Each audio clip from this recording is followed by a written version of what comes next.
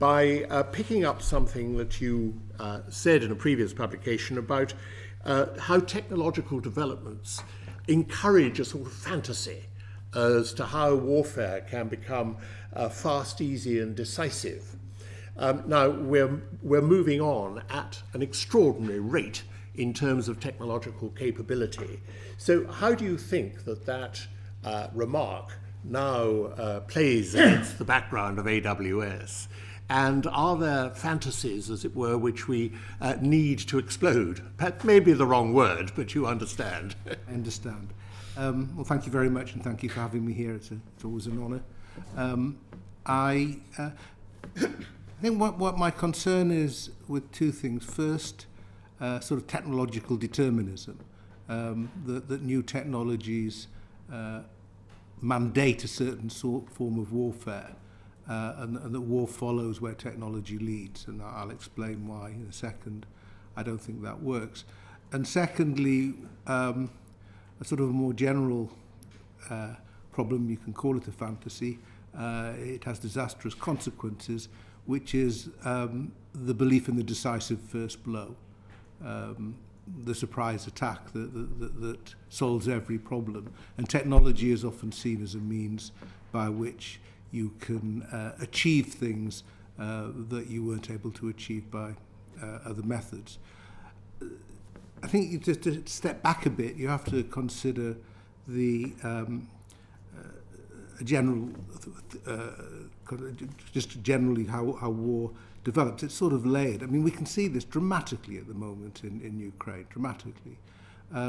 You can watch on social media videos of troops engaged in almost hand-to-hand fighting in trenches, something that would not have surprised anybody had they had such imagery from the First World War.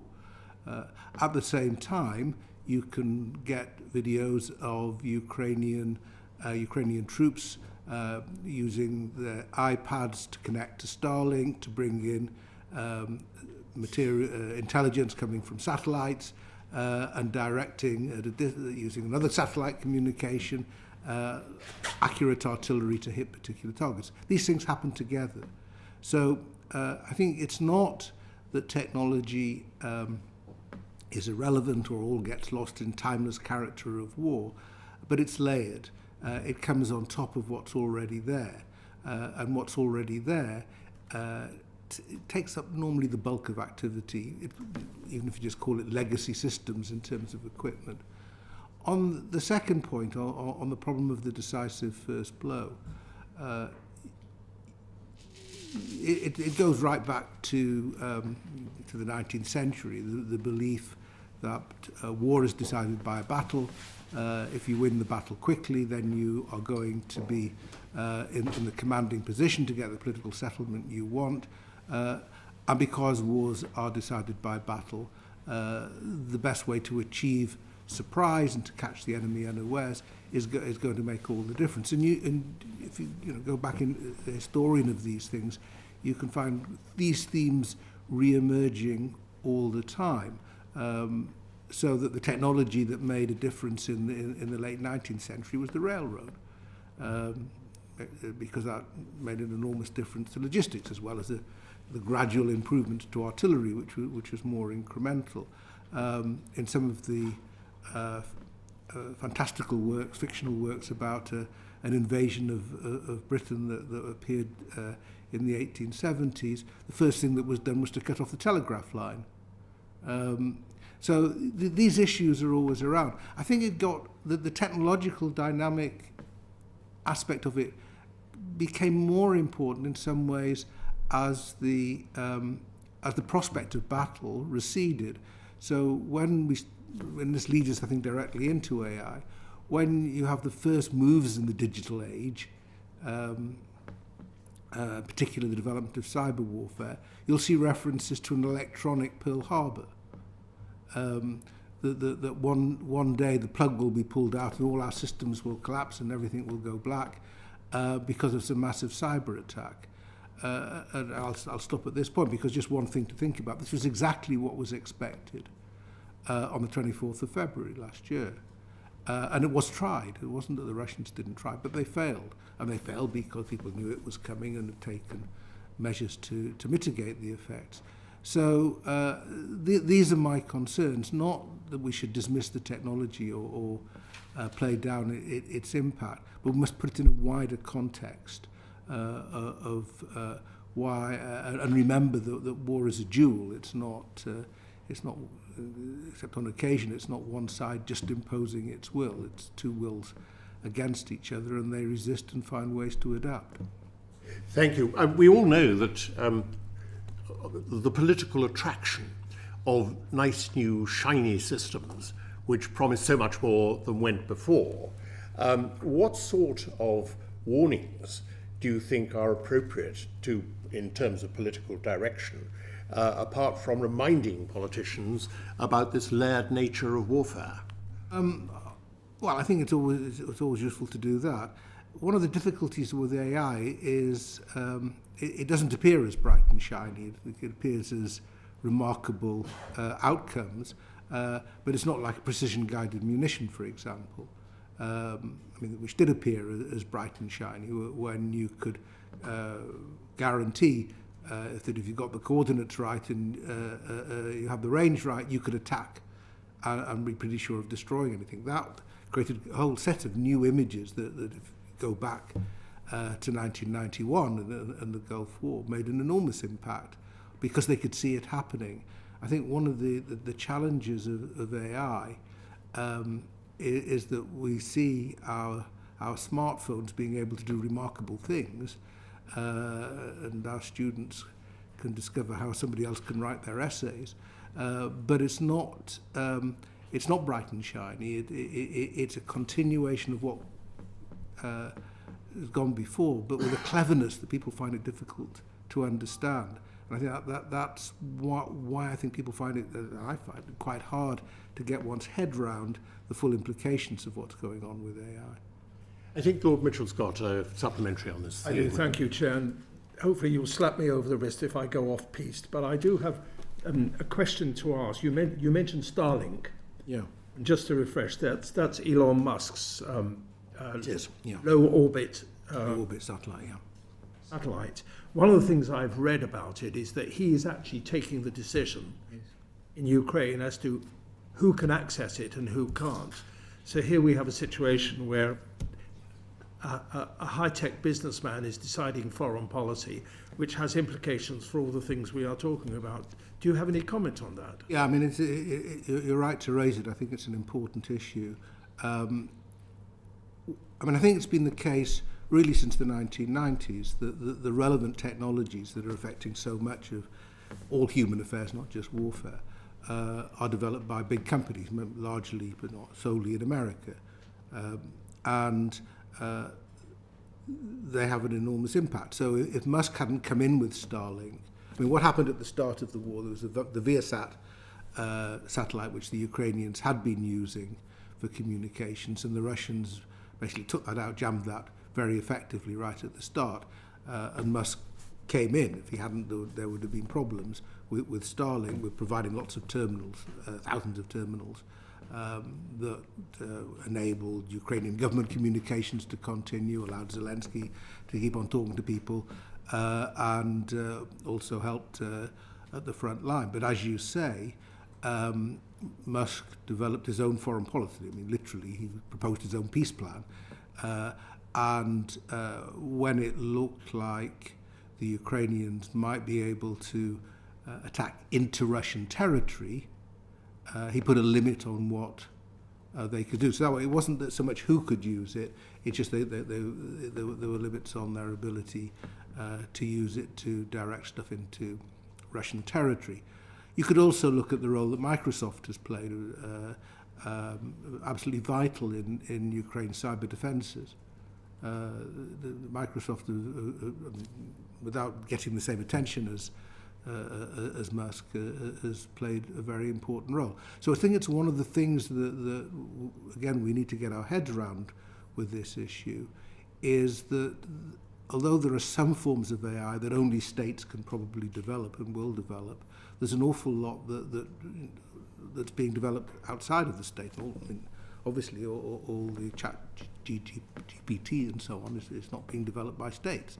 Now China's obviously going to be slightly different in that, but on the Western side, it means that the role of corporations has become important. And you may recall, after the Snowden revelations, we're now talking about well over a decade ago, there were deep anxieties amongst many in this community, Google in particular, that they didn't want anything to do with the military.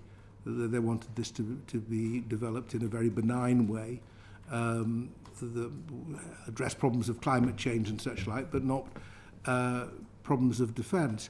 Now, interestingly, I think one of the consequences of Russian aggression is people can see the point of defence a bit more now and understand why it might be necessary for Google and others to take contracts and support the Pentagon in developing their AI work. But I think this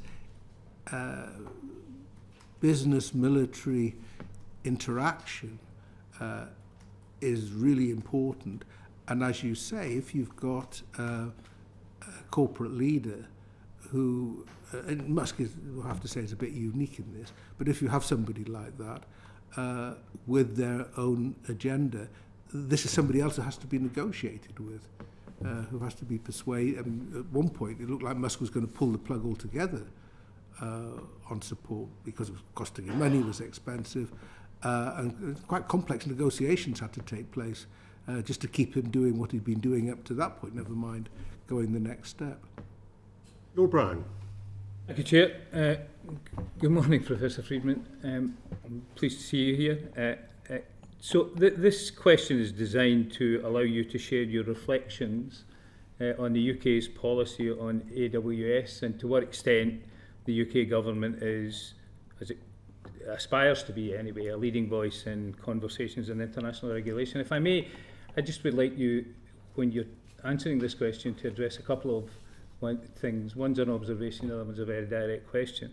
The evidence that we've received up until now is hardly surprising because it confirms that we're aligning ourselves very closely with the United States. Although we're not aligning ourselves as closely with the United States in terms of their transparency about their own development of weapon systems. And in the context of the CCW, that has meant expressly that we've aligned ourselves with Australia, Canada, Japan and South Korea, who are a very sort of close small club of nation states and not necessarily representative of the international community. The point I would really like to ask you, if you can help us, is what might an arms control regime to regulate autonomous weapons actually look like in this, the current international context? Well, just on your first point, I think you're clearly right that the UK, by and large, is on the light regulation side of the debate, lighter than the EU, for example. AI is an important feature of AUKUS, the second pillar of AUKUS, so with Australia and the United States, and that potentially, in principle, is an area where you could have an alignment of it requires almost an alignment of regulations, so you could have the technology sharing that envisages, which over the longer term could be really quite important. The question of an arms control regime is separate. I can't say any arms control looks very promising at the moment. I mean, and it's just worth noting that all the enthusiasm for demining and avoiding mines in warfare, and just how many mines are currently being laid in Ukraine. The imperatives of war take you in directions which go against the demands that tend to lie behind arms control aspirations. It's also very difficult to think through what it is you're trying to stop. So, for example, autonomous vehicles first got a lot of notice, I think, in warfare with means of dealing with IEDs, with improvised explosive devices. It made an awful lot more sense to send a machine to probe and prod and something that looked suspicious than send a human being. Now, you wouldn't want to stop that. It's a good thing to do. It's better than having humans in that position. Now, if you then start to imagine robots going into war, or swarms of drones, then you've got another problem. But the technology that allows you to start directing drones to do reconnaissance may not be that different to the technology that allows you to direct them to drop grenades on trenches. And if you look at the current war, and I think this is true on the Russian side as well, but we know more about the Ukrainian side, there's an awful lot of just improvisation that goes on. So, and it almost goes back to the previous question, that the times when everything was in control of the state, so if the state had signed an agreement not to do something, you had some trust that it might not happen. Actually, it's much more fluid now. The participants in conflict are much wider, and their ability to direct technology itself. There has been quite a lot of work done on the possibility of arms control regimes, but it was done in slightly easier times. And I would have to say at the moment, I would not be optimistic. I think the restraints are going to have to be self-generated, and we're going to have to work out the things that we don't want to do and would rather not see, and hope that others are thinking in similar ways. But if I just may bring you back to the original question, which is, there is a process at the moment going on, an international process, which has been going on for a long period of time, and hasn't produced very much.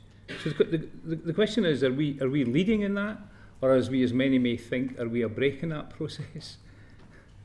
I don't know enough to give a definitive answer. I think the steam has gone out of a lot of that work at the moment. I think also people, one of the difficulties with international negotiations and this sort of technology is you can find yourself addressing a problem that's a year and a half out of date, or even if it's 5 months out of date, or a month out of date, because something happened that you just weren't anticipating. I think you can work on general principles, and obviously the importance of keeping humans in the loop about the dangers of misinformation and fakery and so on. All of these things you can have general principles about. But what I find difficult to see is how this can become the basis of a reliable international agreement. I think it's important that we think about the ethical and legal issues connected with AI, and there are lots of groups who are doing a lot of work on that. So it's not as if that this is neglected, but it tends to be on a national regulatory basis or a European-wide regulatory basis, or maybe within the alliance. But it's not. I don't think it's going to be only with difficulty that you bring in China, let alone Russia, into this. Lord Horton. Professor, good morning, and thank you for coming along. The formal supplementary on this question set is, are existing battlefield regulations, including rules of engagement, targeting directives, command and control procedures, sufficient to govern the use of AWS? And we want in this question also to get your views about the extent that you think there should be what's called meaningful human control placed as a sort of a safety mechanism within the potential fielding of artificial intelligence in weapon systems. These sessions are a little bit like staff college syndicates, where half of the question is about impressing the directing staff, and half is trying to influence the views of your compatriots. As I'm this whole military man of this.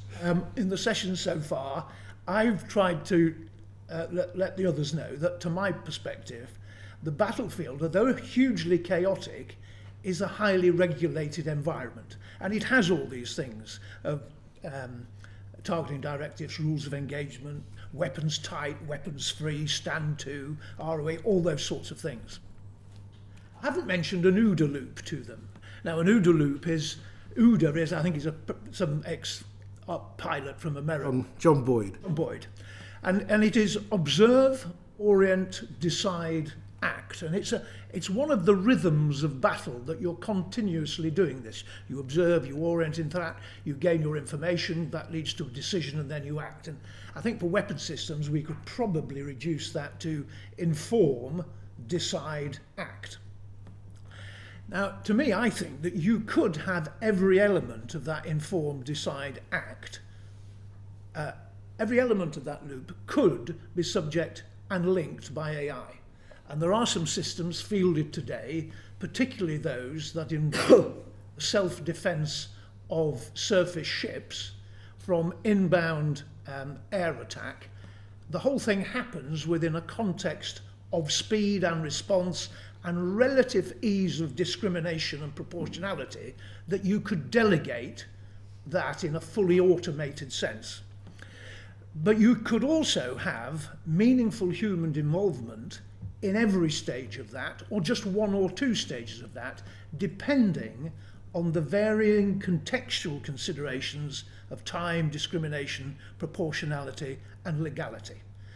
And I have no difficulty in the ability to do that, because I come from the fundamental premise is that as a battlefield commander, you cannot ultimately delegate legal or moral responsibility to a machine, but you can exercise judgment in what you might call permitting automaticity. And I can get my head around that, but it does involve an awful lot of high quality training in an understanding of the variable geometry of the permissions that you would need to be taking a risk judgment against in order permitting automaticity. So I come from this I think this is all manageable within what we've got, but I would be hugely desirous that you challenge that, or else help me win my fellow colleagues on the panel over to my view. You see a table full of open minds here. Like a staff college syndicate. So divide it up into two. You could argue that the problem of working out whether something is a legitimate target may be exactly the sort of thing where AI can help.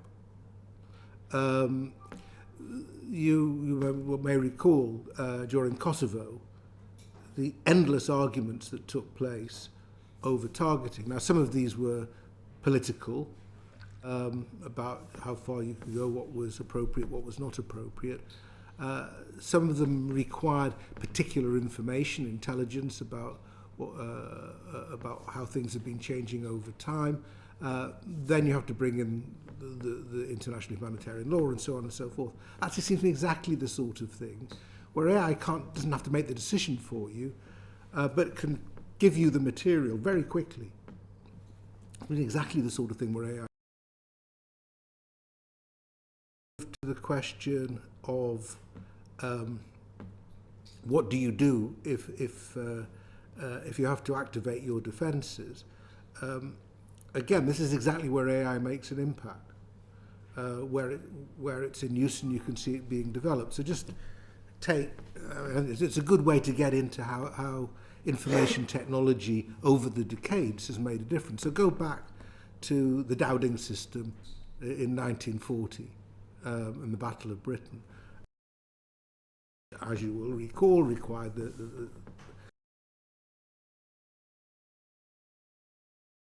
sending in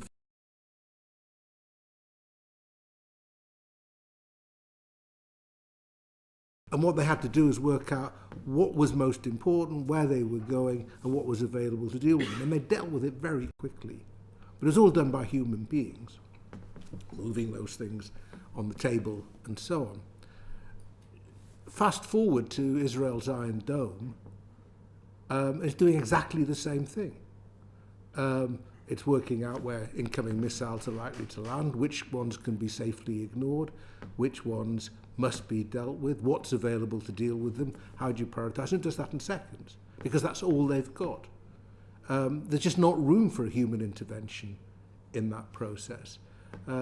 It works because it's defensive, because people understand that if they had to have a human being deciding all of these things, it would just be too late. And that's true, obviously, on a ship. I always think, again, going back to the 1991 war, there was a famous episode where a Royal Navy ship, an officer on a Royal Navy ship, had to make a decision about whether to intercept an aircraft going towards an American ship, or missile. Missile. It was a missile. It was a missile. It was a civilian airliner, not a missile. And he decided it was a missile and correctly attacked it. And they couldn't work out how he knew. And eventually they went back and saw that the radar trace began at the shore.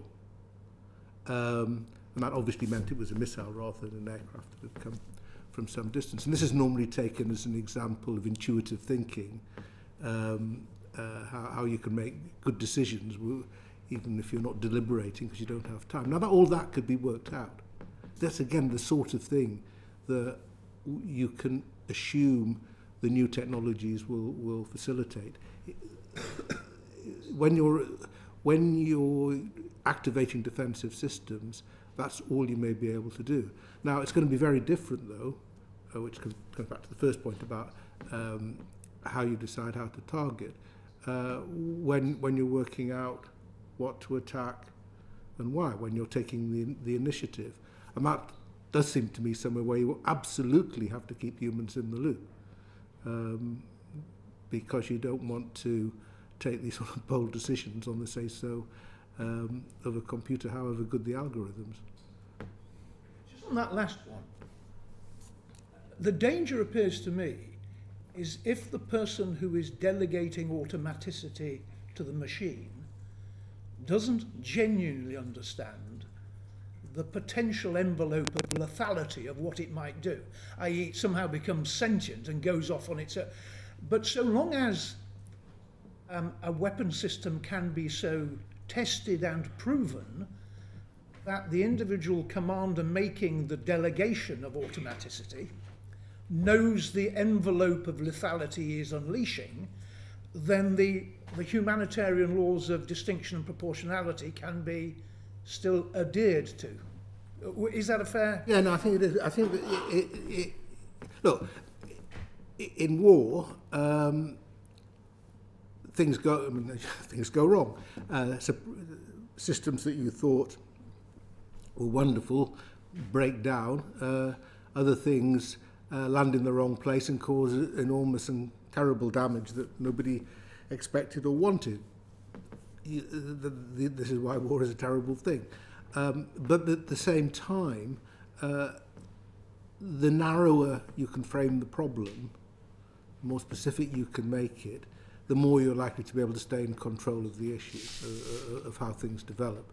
And I mean, that's my sort of general rule for trying to understand the role of AI is it can deal with narrow problems where there's a lot of information, and the less reliable the information, the more it may lead you astray. The wider you've set the problem, the more you ask it to do, the more confusing it's going to get. So if you can keep, that's one way, it seems to me, of keeping it in control, which is why the air defence problem is a particularly good example. Just before I come to Lord Hamilton, I should observe that Philip Wilcox, the captain of HMS Gloucester, is a very good friend of mine. Alas, I attended his funeral last month. much too soon, much too early. Lord Hamilton. Yes, before I come to my question, I'd like just to go back to your concerns that you have, Professor Friedman, about international law and as to whether it has any role to play in this. You're not the first witness to have cast doubts on that. If we're to look at it in terms of the United Kingdom, is there a national solution to regulation where there isn't an international solution? So could there be some committee set up by Parliament that could actually oversee the procurement of AI and indeed the use of it on the rare occasions when we went to war? I mean, I think Lord Hamilton's questions indicate we do have law. We do have international humanitarian law, and a lot of the discussions, as I understand it, have been whether you need anything extra in addition to that, or whether that can cope. It's not that I'm not wholly sceptical of international law, but it tends to work best in terms of broad principles rather than trying to itemize everything that can and can't be done. And I think the principles that you see under development being discussed for AI in the civilian sphere tend to follow that. The problem is interpretation and application. I find it very difficult to say whether AI is the sort of thing that needs a committee by itself, or whether it's something that inquiry such as this can deal with as part of a broader framework.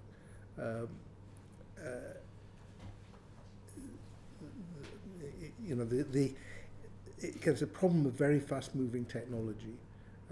Also, I suspect, and I'm getting well out of my comfort zone here, it's also going to be a question of case law.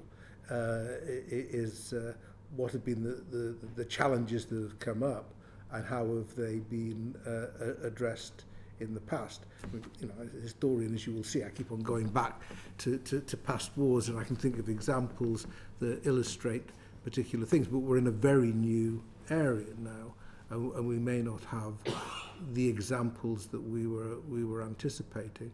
I mean, just the final point is you keep on coming back to in this area, and I think it's something maybe we want to discuss a bit more, that it's not one state imposing its will on everybody else. We don't expect that. It's states engaged with each other and trying to frustrate each other. And this makes it very hard to work out exactly where the boundaries should be and where the limits are, because you don't quite understand what sort of resilience you need. So I think it's very difficult to develop very specific instruments to deal with these developing problems. Principles, yes. Applying international humanitarian law, certainly, but I'm not so sure that we're going to find it very easy to take it beyond that. Yes, I think that half answers the next question, which is, of course, can we create a defence policy which is resilient to this rapid change that's going on? I think we can. Again, it comes back to my opening point, that we've got to remember everything else that's going on. It's only one part of the defence policy. We've been living for over 30 years, 40 years in some ways, with the idea that modern warfare is all about smart bombs and smart weapons and so on. But you can run out of smart bombs and smart weapons very quickly, as we saw, and you go back to dumb bombs quite quickly. The methods by which Russia is fighting at the moment rely an awful lot on artillery barrages and rather hopeless infantry assaults. So in a sense that they've gone backwards as they've used up stuff. And again, as you all know, one of the challenges of British defence policy at the moment is filling an empty cupboard. That so much stuff has had to be passed on correctly, in my view, to Ukraine. That there's not a lot left. And if you don't have your basic ammunition, there's going to have trouble picking up everything else. So I think this is why I think you have to see the impact of the new technologies in very particular areas. It's not going to transform every aspect of war. It can mean that an infantry company actually has better situational awareness than what they had before. But if they don't have the artillery ammunition to fire, it's not going to do them much good. So I think the challenge is to keep these different layers integrated, and not to neglect the old ones, because in the end it's the weapons that can make all the difference in war. So the challenge, I think, is to identify those areas which AI can really make a difference. And remember, it's basically about decision making. AI itself doesn't kill people or destroy things. It supports decision making that enables other things to do that. Obviously, if you link it with autonomous weapons and so on, then it starts to give you a capability in which you wonder about the role of humans.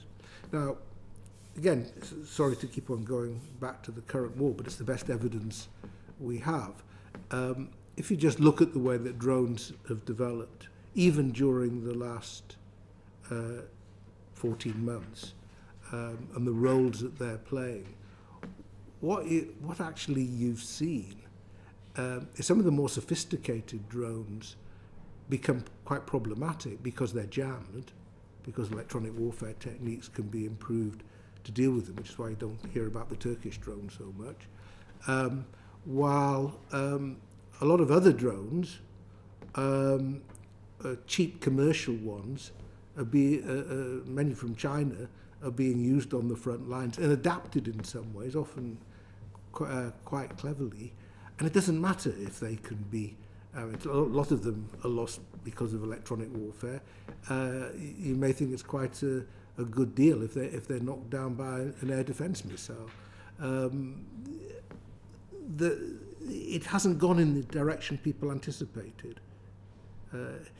The importance, I mean, and I'm very careful about drawing lessons from a war that isn't yet over, but where the stage we're at the moment is drones are becoming more important, but cheaper and less sophisticated than some of the ones with which we started. But that then is linked with Starlink and the intelligence feeds and so on. So it's not as if all that element is absent, but sometimes a robust basic technology does you just fine. Where the AI makes a difference is the decision making. It's providing you with the evidence and the options. The risks are there, but also the possibilities are there. Before I come to Lord Clement Jones, I think Baroness Hodgson's got a question. Thank you. Can I just pick up very briefly on what you're saying about the decision making, which I absolutely understand.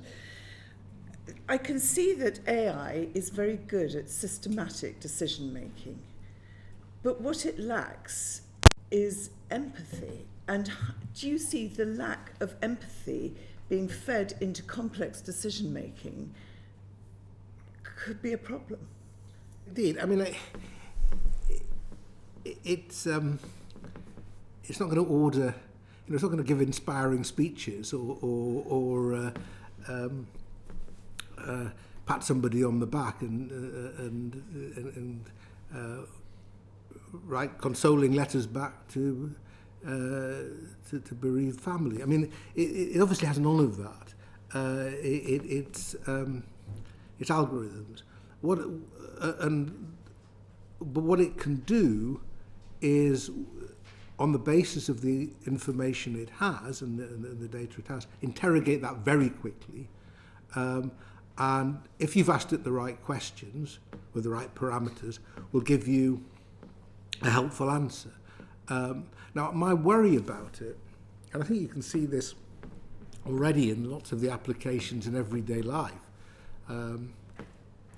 is that it comes out with answers that you don't understand, that you can't quite work out where it comes from, because you don't know the weighting that's been given to particular factors. So, you know, the first thing any of us ever learn about computers and these systems was rubbish in, rubbish out.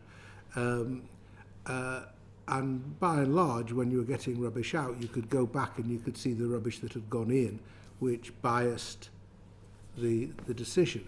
But if you don't know, or you don't understand all the inputs, then I think it can get quite bewildering. I think this is a general problem. And if you look at a lot of the systems that may be used in social security or tax now to test particular things, unless you actually know what, they may give an answer at the other end about whether you should get a benefit or not. Unless you actually know how well they've understood the case law, how well they've understood the benefit system, how well they've applied particular questions, you just can't be sure. But that's all you've got, and people will be encouraged to rely upon all of this. So this seems to me where the sort of awareness of the limits of what you've got becomes very important, and how you get around that when lots of decisions become an awful lot easier, if maybe quite low-level decisions, but can be quite important, is quite a big challenge. So I think that's the first thing.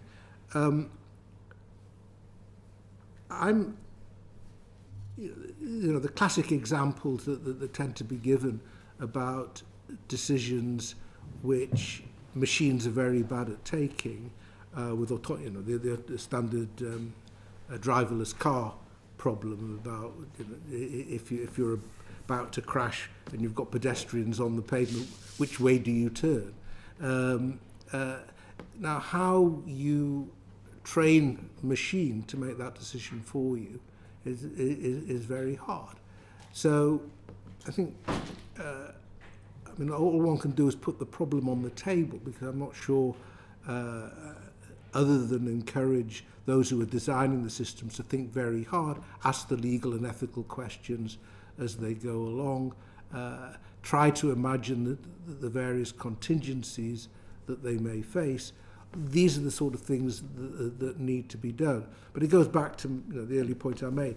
These systems work best with a narrow problem and a lot of information. The more you're asking them to do, why driverless cars you might trust on a motorway, but not in the middle of London, because the contingencies just get too complex. And one of the problems with a lot of AI, obviously, eased the more that the more complex and sophisticated they become, is something that we may notice as being a bit anomalous and excites our curiosity, may just seem to be a bit of outlying data which they don't understand and can be ignored, or may throw them completely off course. So these are the sort of things that when people are trying to make decisions relying on the support of AI, if they don't understand how the decisions, how the algorithms are working, what has been the critical data, how it's been weighted, then you are in danger, not having just decisions that aren't very empathetic, but are also pretty poor. Lord Clement Jones. Good morning. What you said earlier about drone development feeds very nicely into my question.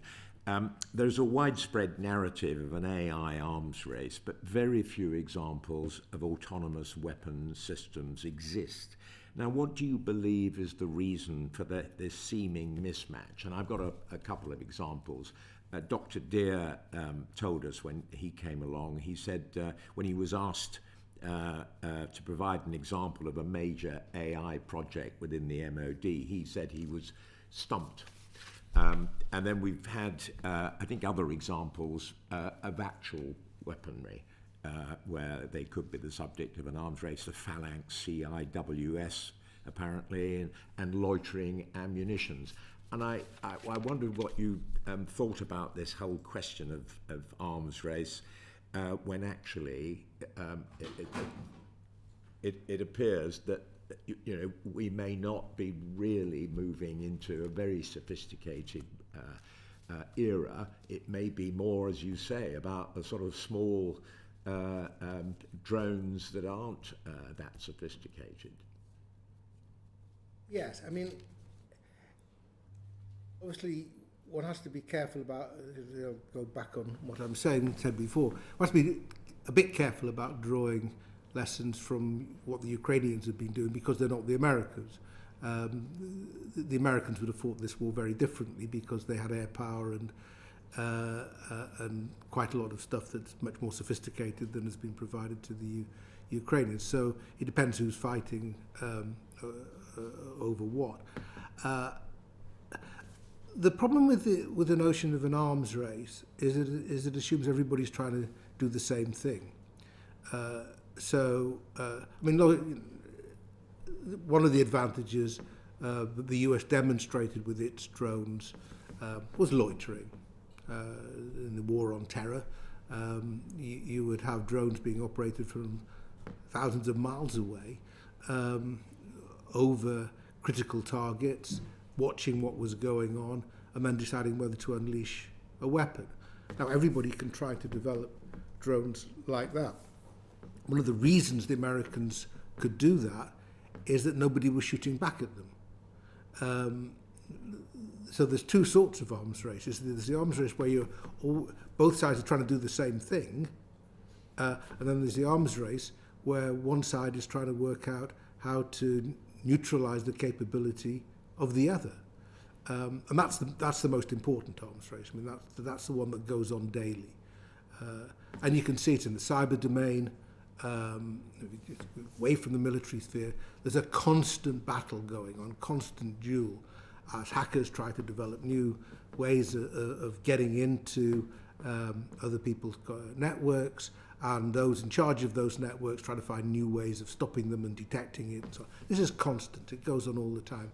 And those countries, and that's again relevant to the Ukraine war, because Ukraine has had a lot of support in dealing with Russian cyber attacks, enormous support, despite the fact that these have probably been the most sustained attacks ever.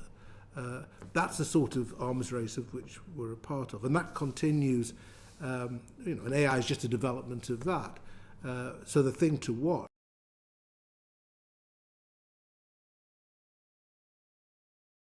loitering drone, make the most of is going to be doing to interfere.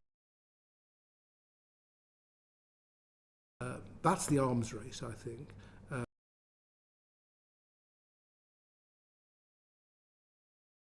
So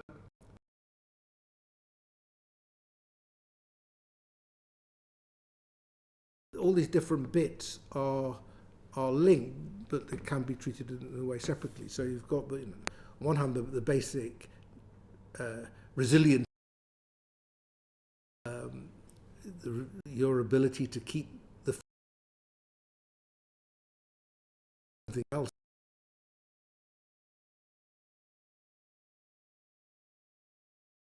Or then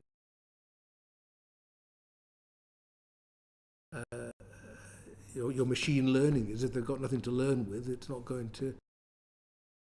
So they're trying to direct, and they all have their own histories and technologies that need to be understood, and how their systems integration works, how they're brought together, is what they're supposed to do. So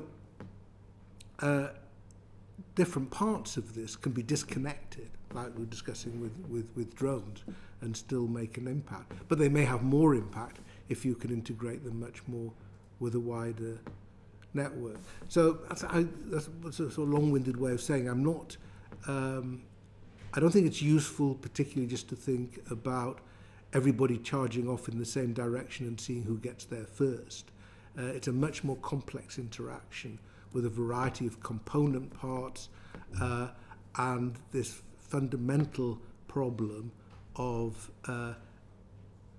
offence and defence, of the interaction between the two opposing sides. That's really helpful. Just a short supplementary. You mentioned earlier, we talked about Starlink and so on. Do you think the heavy involvement of the corporate sector in AI development and so on makes a bigger difference in this weaponry? Yes. And but this is, you know, you go back into the history of computers, they wouldn't have developed without military contracts. Of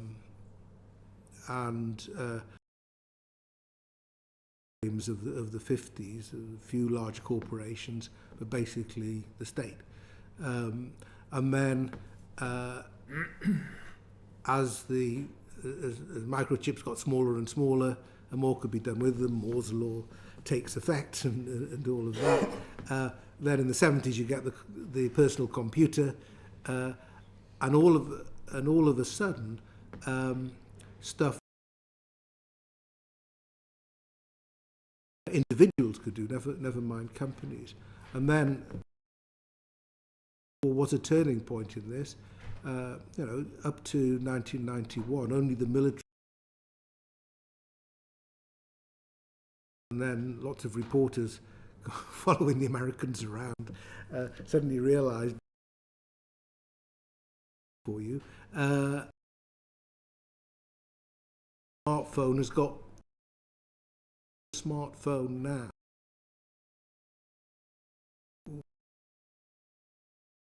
Things that were very privileged for the military a few decades ago, but we just now expect them to take them for granted. So there's been a sort of civilianization of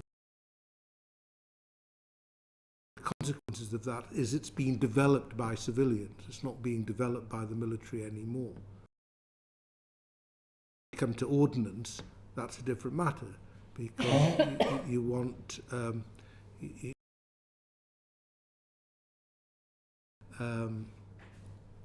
too much. I mean, companies can fulfil the orders from the ministries of defence, but the Ministry of Defence is still going to give the orders. You don't want private companies ordering their own shells.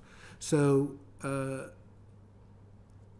in this whole issue is one where the civil military divide, and what once started with the military and the strong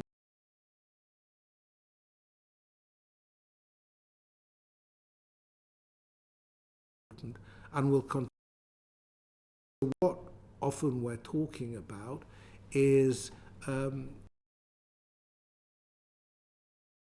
debates that's being going, therefore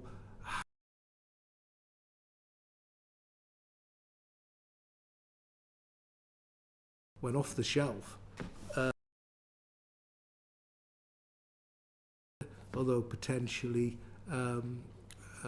more vulnerable to interference. So, you know, I think these are the sorts of debates. But the bias in this is certainly now with the big companies developing, and they're international companies. Apple may be based still in the US, but if it's worried about its Chinese market, that affects its attitude to encryption and so on. On the relationship between defence and offence that you were talking about a moment or two ago, I seem to recall that W.S. Gilbert said deer stalking would be a very fine sport if only the deer had guns, which may provide a sidelight on that. The Lord Bishop of Coventry. Thank you, Lord Chair, and greetings from Kenya. Thank you very much, Professor Freedman, for your presence. I'm sorry not to be with you in person. I hope you can hear me okay, Lord Chair. Yes, indeed. Professor, may I take you back to a couple of things you said earlier? When you were talking about a defense system, you said there was simply not room for human interaction because of the speed. And then later you talked reassuringly about AI being there, its function is to support human decision making. The question I have is how all that relates to the sort of warning that we've been given by a number of people about the risk of escalation. Risk of escalation through speed and the difficulty of predicting the response of other actors. And so my question is simply, if those risks are real, how can that risk of increased escalation, how can they be mitigated? How can they be responded to? I have another supplementary. Should we let Professor Friedman have a go at that one first, Lord Bishop? Let me have a go at escalation. So, escalation is a strange concept. It can mean two different things. First, it describes a tragedy. Things, since you step on the escalator and you can't get off, which is the original meaning, why the term came into use, and it suggests a situation in which the human beings have almost lost control because of the passion and intensity and confusion of war. And then, almost in response to that view of escalation, it became a deliberate process, something that you controlled. So you may recall, it keeps on coming up, the famous escalation ladder, which was developed by Herman Kahn in the 1960s, which had 44 different rungs, and you could decide which one to go up and when. I think alarmingly, the first nuclear one was about rung 13, and so you had lots of different ways of using nuclear weapons. But his point was that that these were deliberate decisions. You only over time did you get out of control. To start with, you were under control. Now, we see these ideas go side by side. But first point to emphasize is that some escalation is very deliberate. You do it because you're losing and because you want to move to a new level which you think you might win. And that's a lot of the concern about escalation in this war. On the Russian side is, what happens if Crimea is threatened? What happens if Russian forces are being humiliated? Would he go nuclear? I personally don't think he would, but you can see where the concern comes from. The first sort is escalation that's inadvertent. It comes from friction, the fog of war, if you like. And I think people are concerned that either you have general confusion, because, as you said before, you don't quite understand why things are happening, why decisions are being taken by the machines, the evidence they're giving you, or there is deliberate interference. So if you look at the ability to create fake news, very credible fakery now, start a rumor, these sorts of things can lead to politicians under a lot of pressure, maybe to make a deliberate decision, but on the basis of false information that has been deliberately inserted. And I think this is an area where, again, before this war, probably still, there was quite a lot of concern. How do you work out what's exactly happened? And again, anybody who's following events closely knows, you hear a report of some atrocity, which is immediately denied, and it takes a while to work out exactly what's been going on, and sometimes it turns out to be true, in which case that has an effect on the readiness of the other side to escalate. So I don't think you can't just say that escalation is a negative. If a country's trying to win a war, at times it will deliberately do so, and I mean, whether what Ukraine has done over the, from starting off preparing Molotov cocktails to now getting pretty long-range capabilities that can do real damage to Russian assets. That's a form of escalation, but it's also their attempt to stay in the war and win it. But there is this element where big decisions might be taken on the basis of very bad information, perhaps in some cases deliberately inserted, perhaps just because things are a muddle, because they're confused. When fast-moving situations, knowing exactly what's going on is very hard. We're much better at that than we used to be. I mean, it's important to stress that by and large the new technologies help a lot in situational awareness. Commanders now are far better informed than they were. Often they were completely in the dark and much more vulnerable to rumour and muddle than before. So we should acknowledge where things have got easier as well as where they may get worse. I think probably, as with all these systems, when they're working fine, it's much better. But when they make a mistake, precisely because we trust them to work fine, then the consequences can be larger. Bishop, do you want to follow up with your second question? Yes, thank you, Lord Chair, and thank you, Professor. That's very helpful and in many ways reassuring. My supplementary may sound a little left field, but I think it's related. We've had a number of sort of warning bells rung by people in the industry. There was the latest and maybe the most credible, Geoffrey Hinton last week. There was the letter from the open letter from a number of scientists that was supported by Elon Musk. And now this talk of a pause, I think we've all felt that that's very unlikely to happen. But is there something that nevertheless we need to take heed of there? And if I could sort of maybe make that a bit more specific, I think my sense is you've talked about AI being applied in a fairly narrow sort of sense.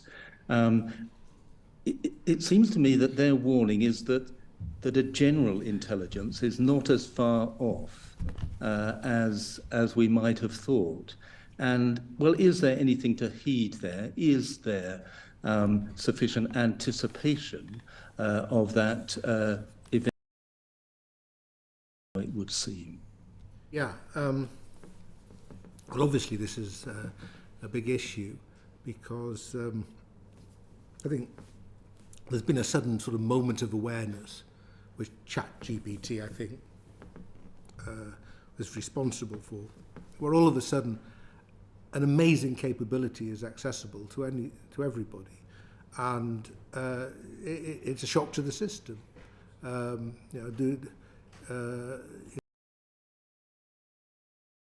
In a court to student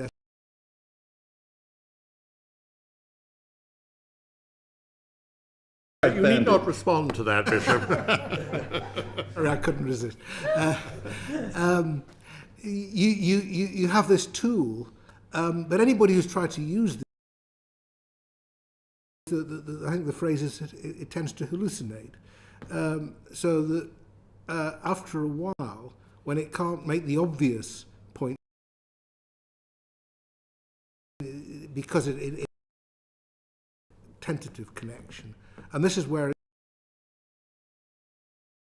is, because it can create a confidence in what you're getting. Now, I think these are all part of the same problem.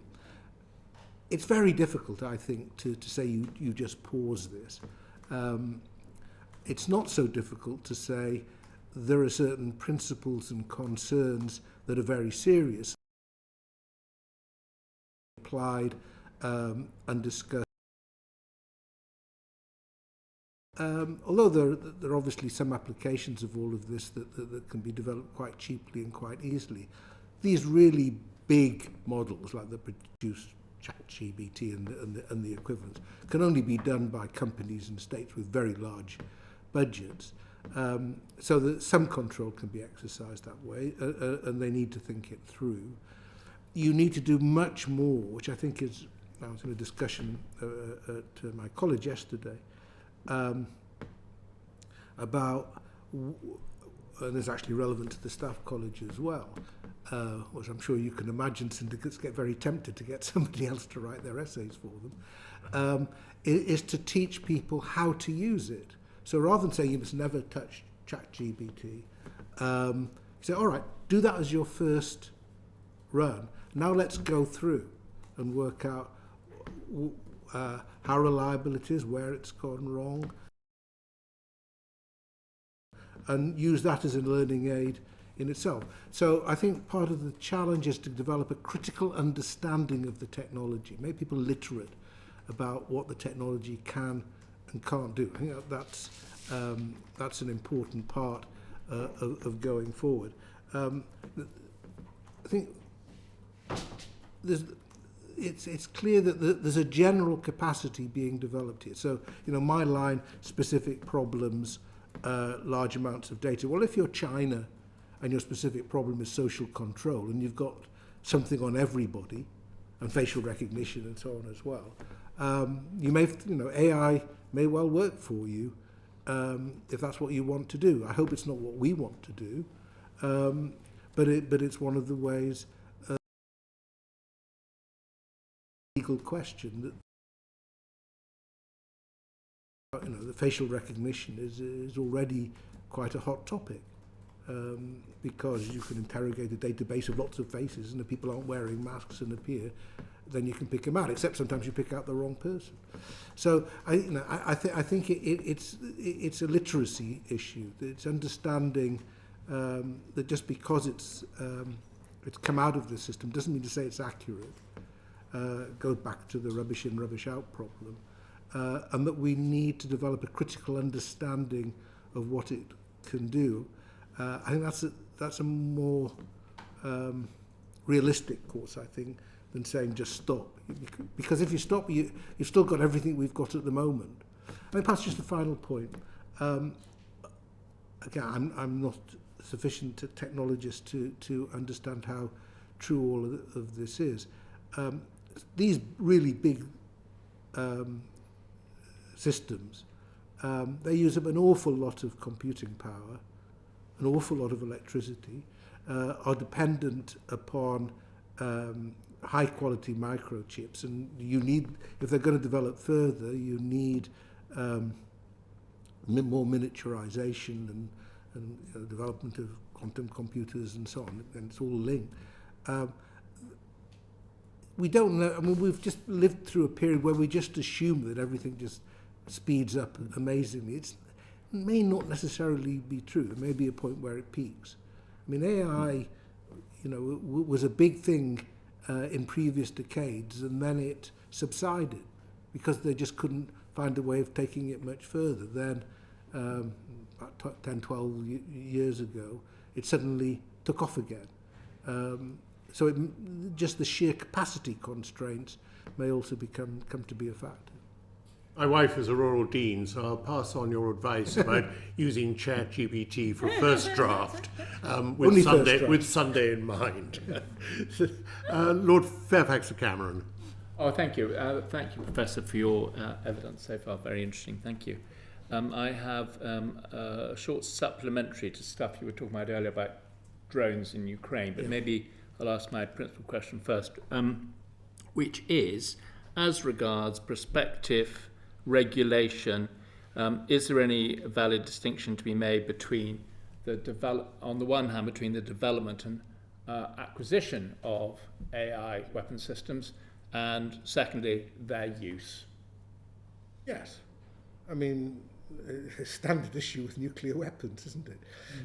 No, that was the analogy I was thinking of. Yes. I don't know whether are the international discussions going that way at the moment. I don't know whether that was really what I was thinking. I don't know. I mean, I think I think it's very difficult to tell governments or companies not to carry on developing. I don't think it's difficult to pose the legal and ethical questions to them, and political questions,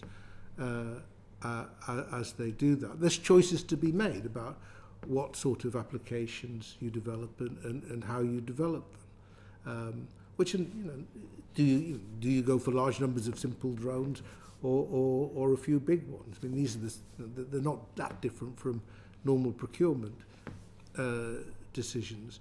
And as I tried to emphasise, we shouldn't just assume that everything to do with AI takes us into a new and dangerous area. Some of it is really quite helpful and may make for better decisions and less damaging outcomes.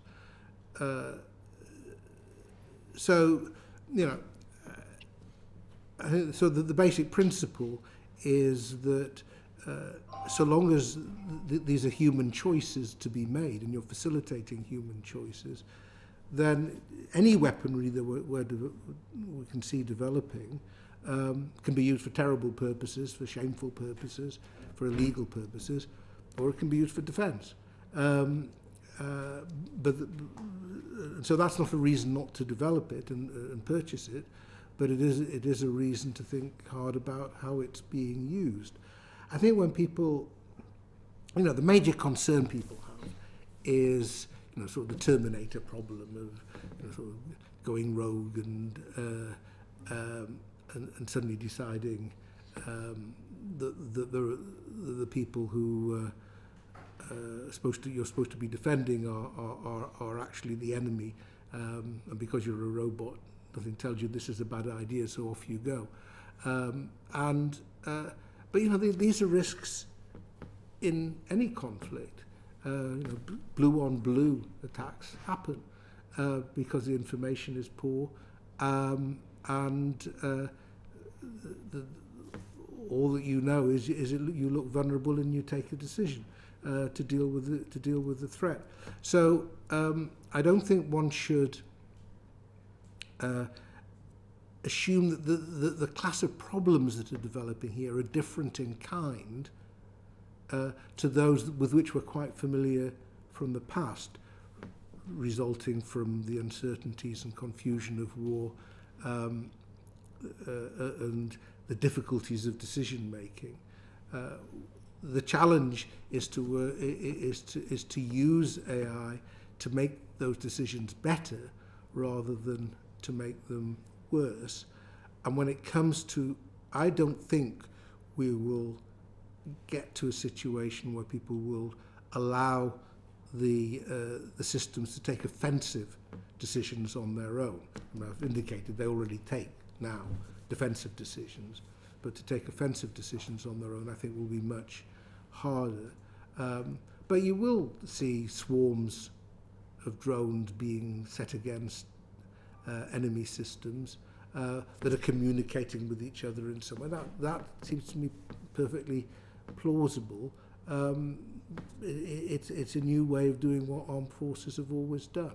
But I don't think it poses a particularly different kind of problem to the problem that we've had, just at a different sort of technology. And if I may, in the time available, a very quick supplementary to a discussion earlier. It was we talked a lot about drones in Ukraine. Are you aware yourself, or have there been any anecdotes of drones, loitering drones, kamikaze drones, or others, identifying a target and then themselves, No. So you haven't heard that. We haven't crossed that threshold yet. No. There's always been a human somewhere in the loop saying, right, see this, and it just doesn't happen. No, I mean all the imagery we have is of operators. I mean, they don't loiter for very long either. Identifying targets, either for themselves, which or for artillery or something. Thanks very much. Well, Sarfraz, Thank you, Lord Chair. Thank you, Professor. I found this very, very helpful. What would be the ideal capability that should be in-house at the MOD in order to make the right procurement decisions and the right partnership decisions? You talked about the civilization of technology. Even though the MOD has some great technologists, many will be attracted to the private sector with their big comp packages and flexible work from home policies, bean bags, sleep pods, granola dispensers, etc. And so how should we be thinking about the in-house MOD capability? It's an interesting question. I think it's worth looking at GCHQ. Not particularly, I mean, they seem to acquire everything digital as it is, so maybe they'll end up playing a more important role than this. How does GCHQ maintain its excellence? It has exactly this problem. And it's partly because it appears to be able to pay higher rates, because otherwise you're just not going to get the people. I mean, a number of people have pointed out some of the very important technology jobs in the civil service are going at ludicrous salaries at the moment that would require people to almost halve their pay if they were coming from the private sector. Cheltenham may not be as big a problem. Creating an atmosphere of intellectual excellence, feel you're doing something important, that it's really making a difference, and a flexibility of people going in and out of the private sector. I mean, quite a lot of people, as I understand it, come back to GCHQ after making their pile, if you like, or doing well enough in the private sector, and then feeling they like the special challenges. So I think it's not that different to running a university. I mean, if you want to have a good department, which depends on really bright people who understand something, you've got to give them the support and the intellectual excitement that can come with working on these topics, and the feeling that it's an important public service. Now, how much you need to do in-house, I think, is one of the big questions, which I don't even claim to know the answer to. I think we have in this country still a lot of very good technology companies who are working hard on this. Whether you need to replicate what they're doing in-house or work out ways to work closely with them, accepting that this raises security issues, maybe for some of the people involved, ethical issues, they don't want to work on military matters. So it's not simple. But for a lot of areas, I would have thought you really do need to look at public-private partnerships rather than expect everything to be in-house. I just don't think we have the capacity to do enough when there's so much good stuff elsewhere. But you still need, and this again goes back to a very old debate about what needs to be done in-house and what can be contracted out. You still need high-quality people to evaluate what you're getting, to know the right questions to ask, even if they're not going to be doing all the development work themselves. I think that I would see as vital to this, is having the people who are working on this in government with sufficient authority and competence to be able to assess properly what they're getting and to ask the right questions. And to make sure that these legal and ethical and political questions are fed in, and you're not just giving, as can happen, contracts to people to do what they would have done anyway, which they find interesting, but they may not actually be serving the national interest. I think I can guarantee that those questions will resurface when we have ministers in front of us later in our inquiry. Baroness Ducey, did you want to follow up on that? Yes, just briefly. You mentioned earlier that you thought there might be a choice later on about governments buying stuff off the shelf, if you like. Can you ever envisage a situation that our MOD, which I must tell you I don't think as an exciting and fascinating place, can you imagine that their mindset might be that they would buy off the shelf rather than want to control it themselves? They haven't, historically, they haven't been great at that. But you know, I don't know. I mean, there's been a lot of very long procurement processes that, because they very specific military requirements take longer, and then the turnover of civil servants and so on means they take longer still, and we know the problems. Whereas buying regularly off the shelf in areas where it's appropriate can speed things up a lot. So it's not a new debate. They are capable of buying off the shelf. I think you know the challenge. The challenge is always being very clear about your specifications and what you want, and then when you've got and then letting the contractor provide them rather than keep on changing all of that. But I don't know. I don't think it's an impossible thing for them to do. And again, we're talking largely software here, and I think that's very different from the big vehicle projects, which are the ones which tend to go on a long time. And just one final tiny question.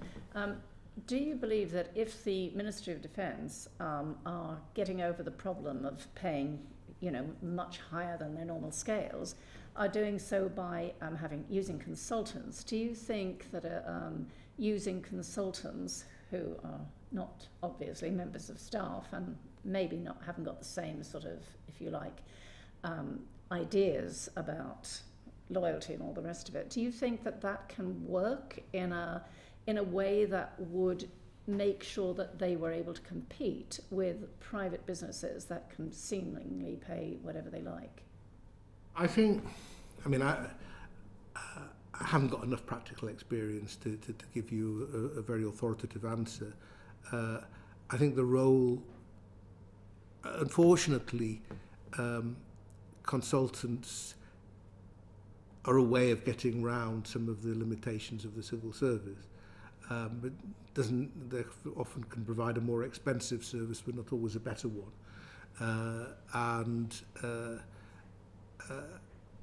I think in areas like this, which are so important and are potentially demanding and exciting and so on, you want to create that sort of elan. Again, I think you find at GCHQ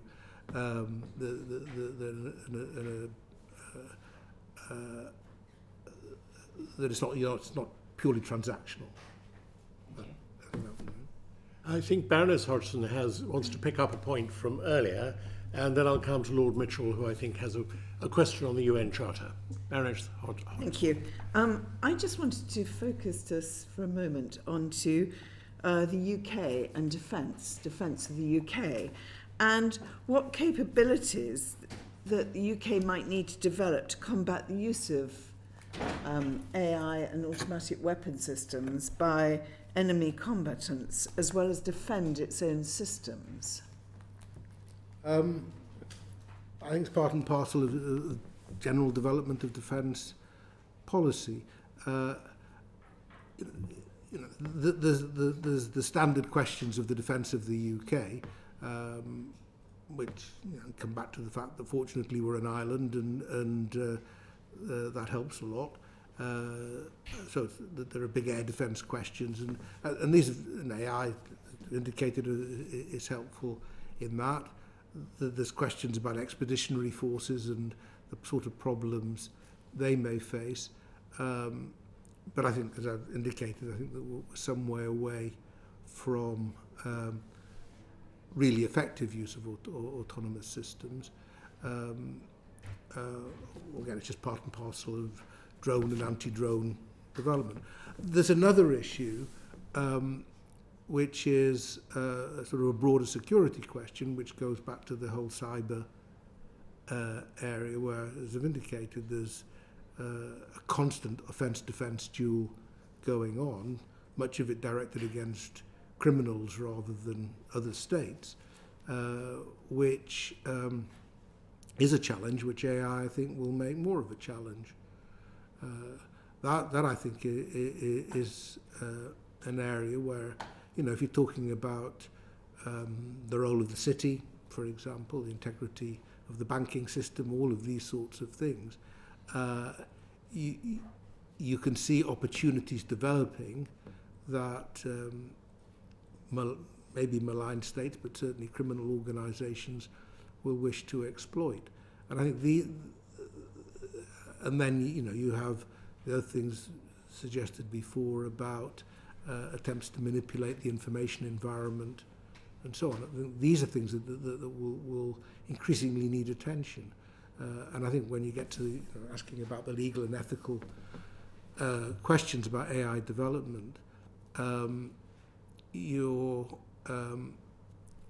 the possibilities of developing pretty plausible social media figures who turn out to be complete fabrications.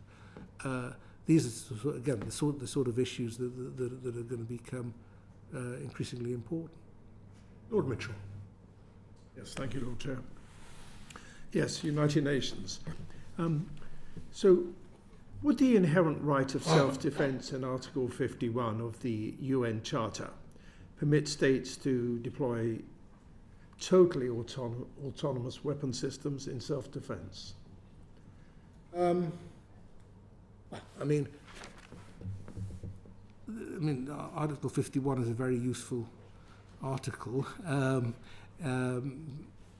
simply because it allows you to defend yourself without getting the rest of the Security Council to support you. I don't think it makes any difference to how you do it. I mean, go back to just war principles in international humanitarian law for your guidance on what you do. But you know, what you decide to do in self-defence depends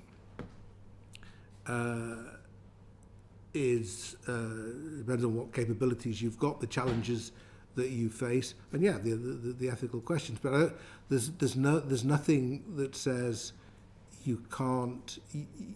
You're going to use what you can. Now, the issue is: are autonomous systems going to be any use and any value in that? Not and that, I think, still is a big debate, which and we'll want to avoid it. But I don't think we should see them as the ultimate weapon that you only bring into play when you're faced with the most dire threat. They're going to be, if they're going to develop at all, they're going to be part and parcel of the excuse me, national capabilities. I'm sure that answers your question, but I don't see it as being a special situation in that regard.